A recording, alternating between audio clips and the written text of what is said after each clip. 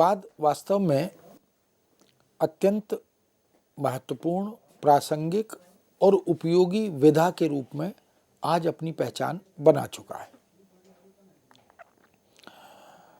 हमारे पूरे भारतीय दर्शन इतिहास में, मीमांसाओं में, औपनिषदिक वैदिक साहित्य में अनुवाद को अलग अलग शब्दों से अभिहित किया गया है।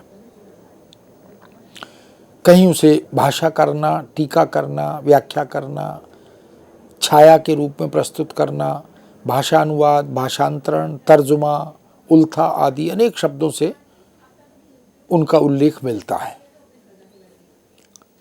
यदि संस्कृत का साहित्य है और उसे ब्रज भाषा में, अवधी में अंतरित करना है, तो शासक ये कहा करते थे, आश्रयदाता ये कहा करते थे कि इसकी भाषा बना दो, सोमनाथ या ग्रंथ की भाषा देहु बनाए।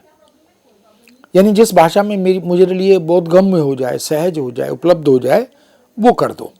तो भाषा करना भी एक अनुवाद का परिचायक था।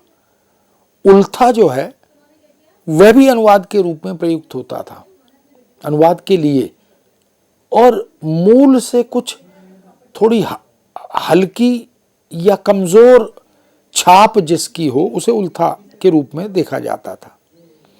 तर्जुमा यानी मूल की तर्ज पर कुछ तैयार कर देना, निर्मित कर देना। भाषा का अंतरण करना यानी एक भाषा से दूसरी भाषा में बदल देना, वो चाहे लिप्यंतरण हो, चाहे तत्काल भाषांतरण हो, और एक भाषा से दूसरी भाषा में अनुवाद करने के भी कई तरीके, कई उपाय होते थे।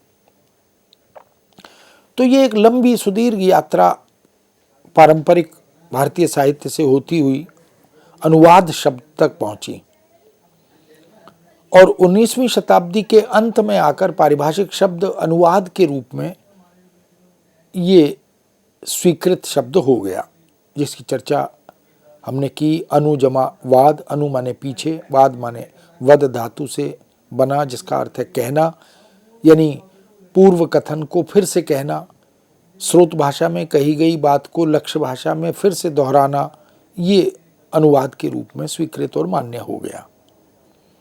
हिंदी में अनुवाद शब्द का प्रयोग अंग्रेजी के ट्रांसलेशन शब्द के पर्याय रूप में प्रचलित हुआ, जो वास्तव में लैटिन भाषा से आया हुआ है। वहां यह ट्रांस जमा लेशन के रूप में बना है। ट्रांस का अर्थ होता है पार, और लेशन का जो लैटिन भाषा से आया उसका अर्थ होता है ले जाना, यानी इस पार से उस पार ले जाना। जैसे ट्रांस से बनने वाले शब्दों में ट्रांस यमुना तो जमुना पार, ट्रांसपेरेंट तो पारदर्शी। तो इस पार से उस पार ले जाना, जब इस भाव को, इस अर्थ को हम समझते हैं तो कुछ कुछ ऐसा लगता है जैसे नदी के दो छोर हैं, इस छोर से उस छोर तक हम किसी वस्तु को, किसी विचार को ले जाना चाहते हैं। यानी एक भाषा, यानी स्रोत भाषा के कथ्य को, उसकी वस्तु को हम दूसरी भाषा अर्थात लक्ष्य भाषा में ले जाना चाहते हैं। ले जाने की इस क्रिया प्रक्रिया को ही ट्रांसलेशन कहा जाता है।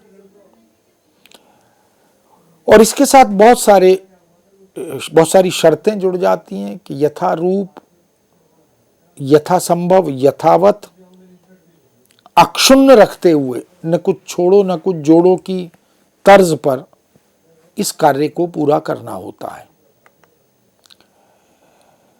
यहां दोनों शब्दों को जोड़ने, एकता स्थापित करने के प्रतीकार्थ को ही द्योतित करने के लिए अनुवाद शब्द का प्रयोग या ट्रांसलेशन शब्द का प्रयोग सामान्यतः किया जाता है।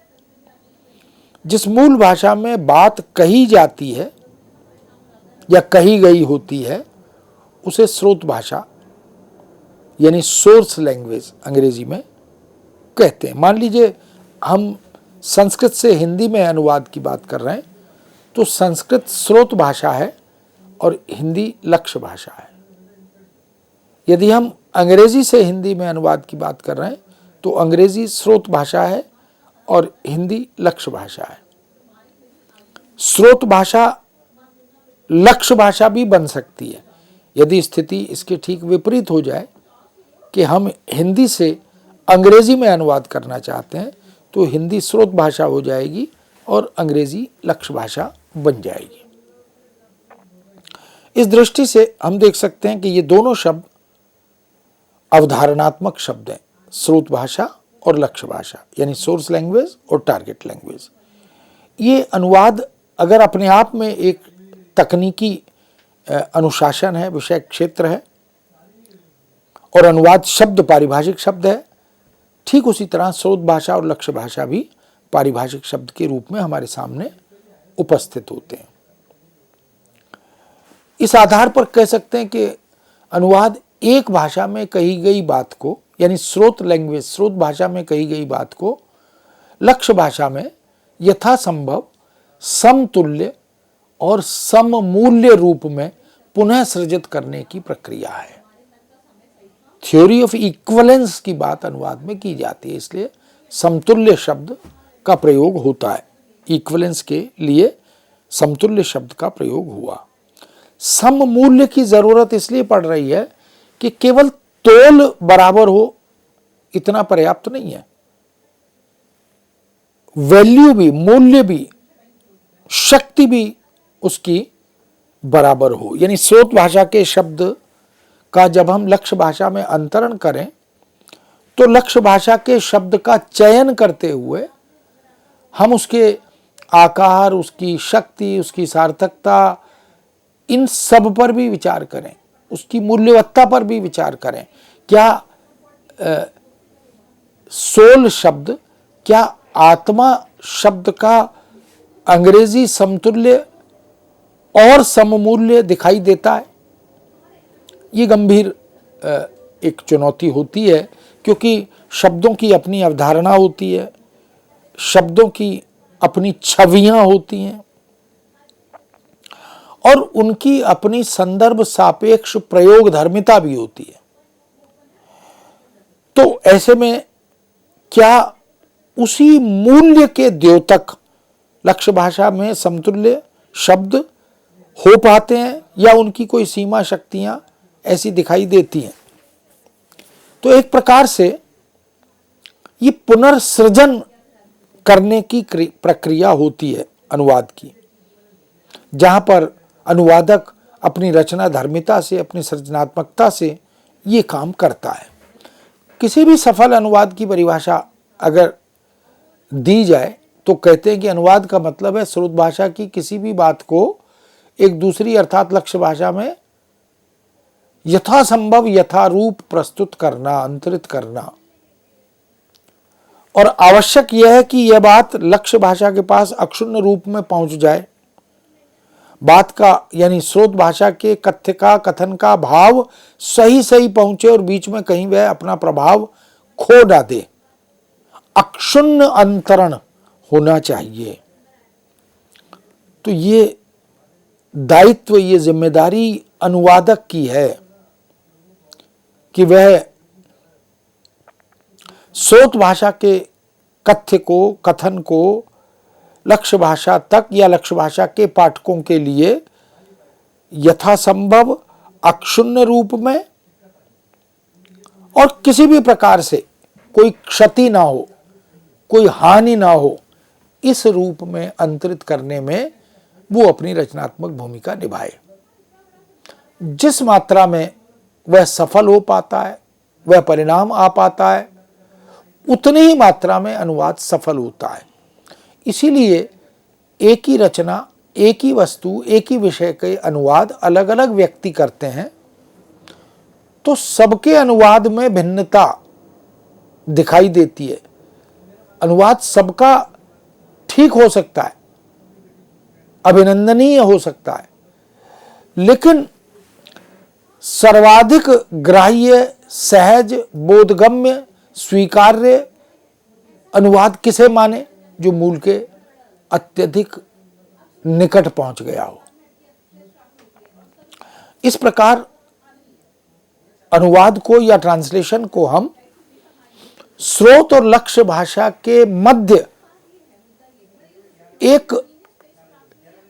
एक सेतु के रूप में, दूरियों को समाप्त करने वाले एक पुल के रूप में देखते हैं। और ये हम जानते हैं कि पुल की महत्ता, सेतु की आवश्यकता दो समुदायों को, क्षेत्रों को, राज्यों को जोड़ने के लिए महत्वपूर्ण होती है। दूरी ही कम नहीं करता सेतु, समय भी बचाता है और सहजता भी प्रस्तुत करता है। जो दुर्गम राहें हैं उन्हें सरल राहें बना देता है। तो ऐसे सेतु निर्माण का पुण्य कार्य, पुनीत कार्य, लोकोपकार, परोपकार या मानव उपकार, इस कार्य का निष्पादन अनुवाद के माध्यम से होता है। अब ये जो पुल है, ये वस्तुतः निर्बाध आवागमन का मार्ग प्रशस्त करता है। कोई रुकावट, कोई बाधा, कोई अवरोध, कोई प्रतीक चिन्ह जो आपको आने जाने से रोके, इन सब से मुक्त करा देता है। तो आवागमन का मार्ग प्रशस्त करने का ये सशक्त साधन अभेद दृष्टि को विकसित करता है, तमाम अंतराल और खाइयों को पाट देता है। आज के दौर में भिन्न भिन्न भाषा समुदायों के बीच एक दूसरे से संपर्क बढ़ाने के लिए भी अनुवाद की भूमिका अत्यंत सार्थक, उपयोगी और महत्वपूर्ण हो गई है। जैसा कि हमने पहले उल्लेख किया कि ये देश बहुभाषा भाषी देश है और ये दुनिया अगर इस संसार की, इस विश्व की समस्त भाषाओं पर दृष्टि डालने, भाषा, उपभाषा, बोली, उपबोली, तो न जाने कितनी हजारों की संख्या में भाषाएं, बोलियां, उपबोलियां ये हमें मिल जाती हैं। अब हर व्यक्ति के लिए हर भाषा जानना, हर बोली जानना, ये तो संभव नहीं होता। परिणामतः उसे अनुवाद की शरण में जाना ही पड़ता है। अलग अलग भाषा समुदायों के बीच यदि हमें संवाद स्थापित करना है, संपर्क बनाना है, बातचीत करनी है, विनिमय करना है, विचार का, आचार का, सांस्कृतिक मूल्यों का, तो इन समस्त कार्यों के निष्पादन में अनुवाद की भूमिका असंदिग्ध है, महत्वपूर्ण है। अंतर्राष्ट्रीय स्तर पर भी विभिन्न भाषाओं के मध्य अनेक क्षेत्रों में, बहुत से क्षेत्र हैं जहां देश विदेश में विनिमय होता है, कार्य होता है, लेन देन होता है, आयात निर्यात होती है। उन सब में वो सारे क्षेत्र जिनमें आर्थिक क्षेत्र भी हैं, क्योंकि अंतर्राष्ट्रीय स्तर पर व्यापार का, अर्थ के लेन देन का कार्य चलता ही है।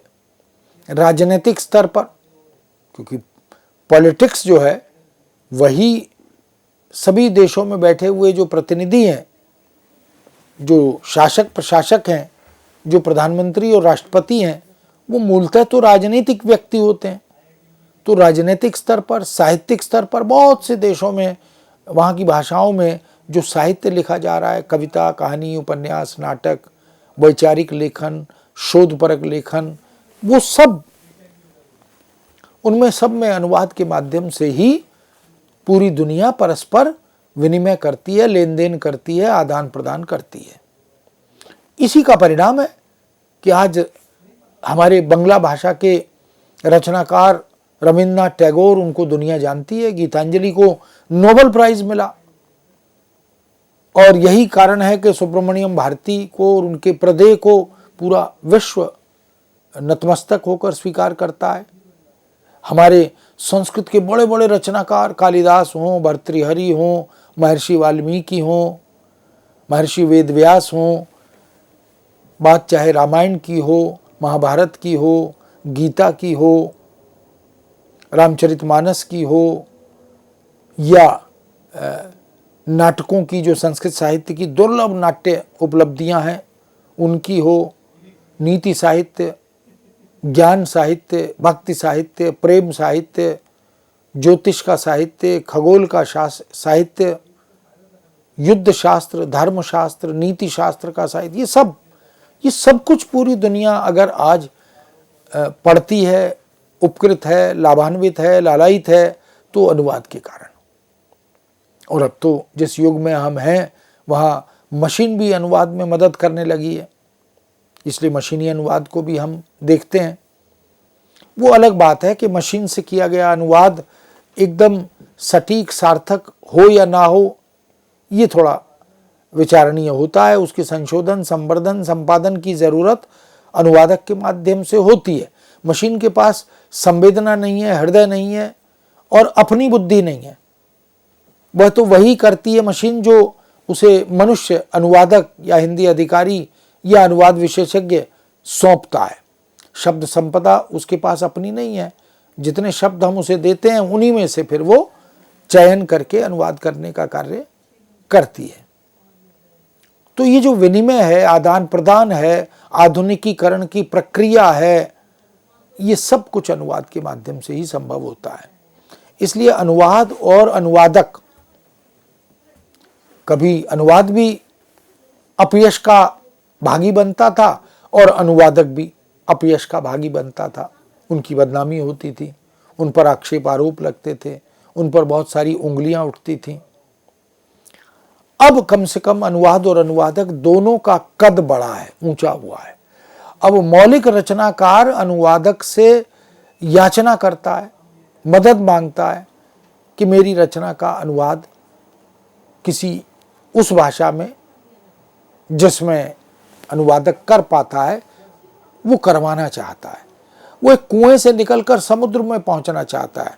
अपनी रचनाओं के अनुवाद से वो विश्व में अपनी एक पहचान बनाना चाहता है। इसलिए अनुवाद विभिन्न संस्कृतियों के बीच एक महत्वपूर्ण सेतु की भूमिका का निर्वाह भी करता है। तो अनुवाद के कई आयाम हो गए। शैक्षिक क्षेत्रों में अनुवाद तो शैक्षिक आयाम हो गया।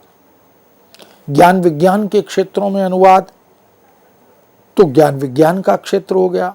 तकनीक प्रौद्योगिकी के क्षेत्र में अनुवाद तो वह भी एक आयाम हो गया।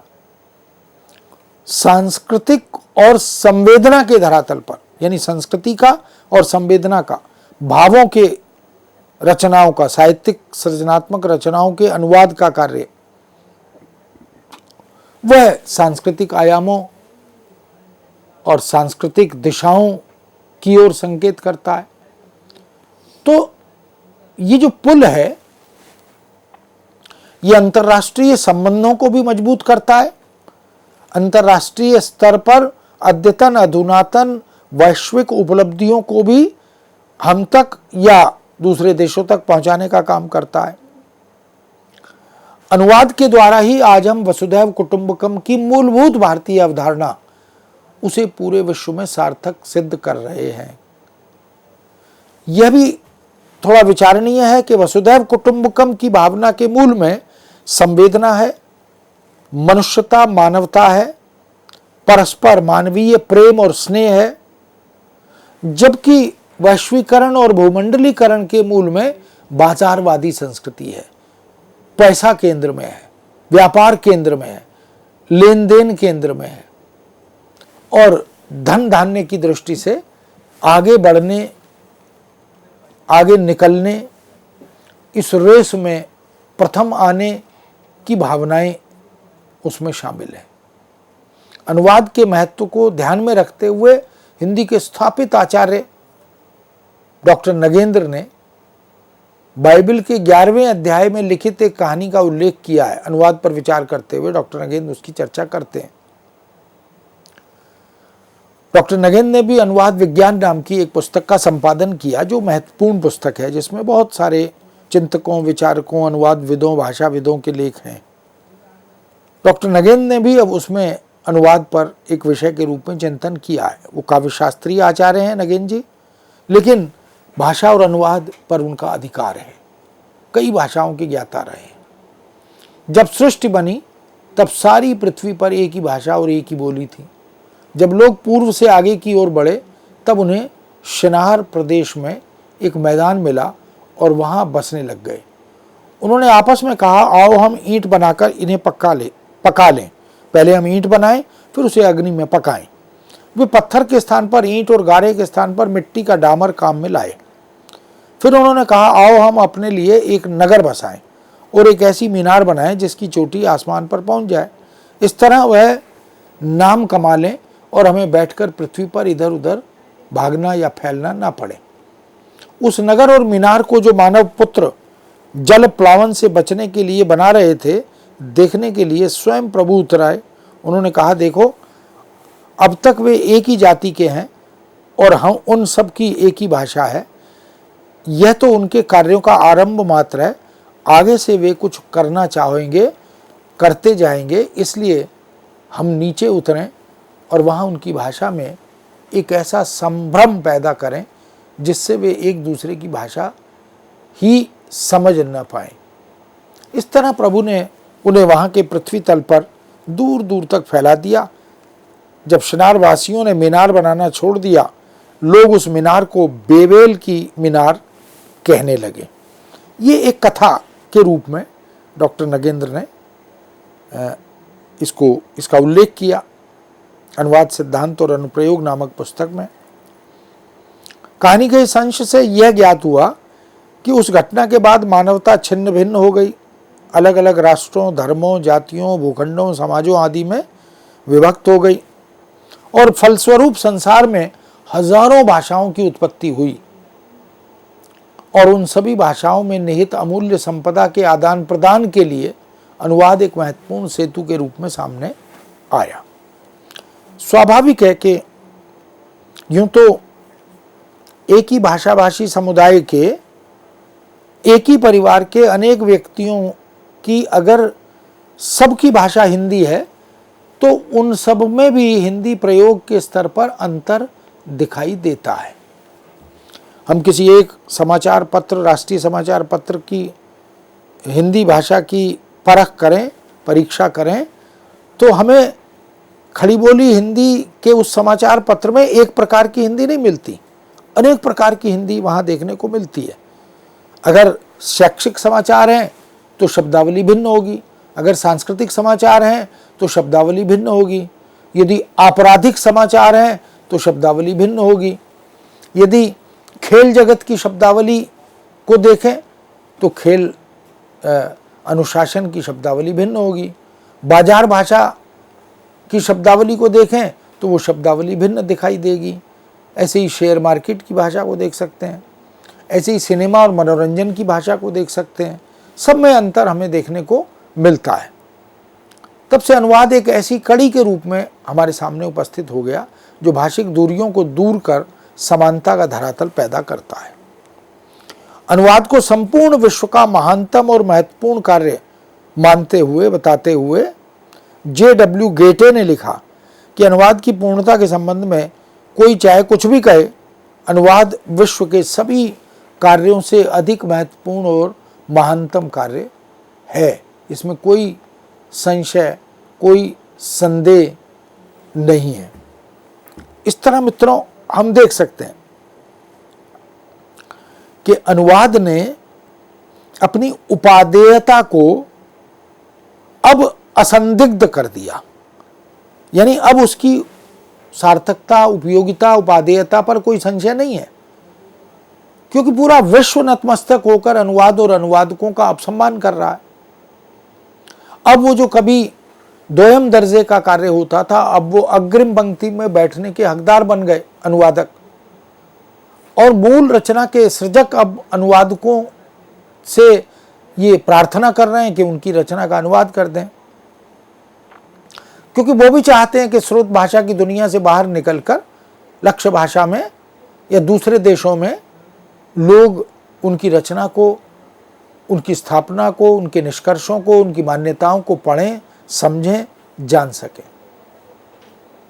वास्तव में अनुवाद ने इस दृष्टि से पूरे विश्व में एक लंबी, सुदीर्घ, सशक्त, संघर्षशील यात्रा के बाद अपनी जगह बनाई, अपनी पहचान बनाई, अपनी सार्थकता सिद्ध की और दुनिया के अलग अलग भाषाओं, अलग अलग देशों, अलग अलग राज्यों के साहित्य और साहित्यकारों से, विचारकों, चिंतकों या राजनीतिज्ञों, इतिहासकारों, मनोवैज्ञानिकों, इन सब से परिचय भी कराया।